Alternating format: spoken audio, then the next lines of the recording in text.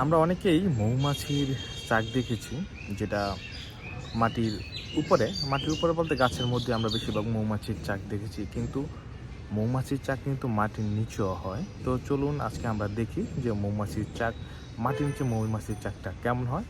তো প্রথমে আমরা দেখব মাটির উপরের মৌচাক এবং পরে দেখবো যে মাটির নিচে মৌচাক, এটা কিন্তু প্রজাতিই আলাদা। তো চলুন যাওয়া যাক মাটির নিচে মৌমাছি দেখতে। এটা হচ্ছে গাছের মধ্যে যে মধুর চাক হয়, যেটা আমরা সবাই জানি বা দেখি, যেটা যে মধুটা খুবই পপুলার। এই মধুটা হচ্ছে চাকের মধু, যা সরাসরি যে পিওর মধুটা আছে সেটা কিন্তু খুবই স্বাস্থ্যকর এবং খুবই উপাদেয়, যা স্বাস্থ্যের জন্য খুবই ভালো। আর এখন আমরা দেখব এটা হচ্ছে মাটির নিচে যে মৌচাক করে, এটি একটা প্রজাতি। এরা সবসময় মাটির ভিতরে বা গাছের খোরলেই হয়ে থাকে। আর এটা হচ্ছে মাটির নিচের মধুর চাক।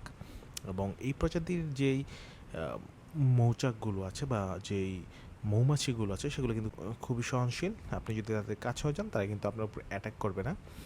এবং এই জাতের মৌমাছির মধু কিন্তু খুবই মজাদার এবং খুবই টেস্ট। আপনি যদি এদের মধু খান সেক্ষেত্রে কিন্তু আপনার কাছে যে গাছের যে চাক ভাঙা মধু আছে সেগুলো কিন্তু এর কাছে ফেল, মানে এটা খুবই টেস্ট এবং খুবই উপাদেয়।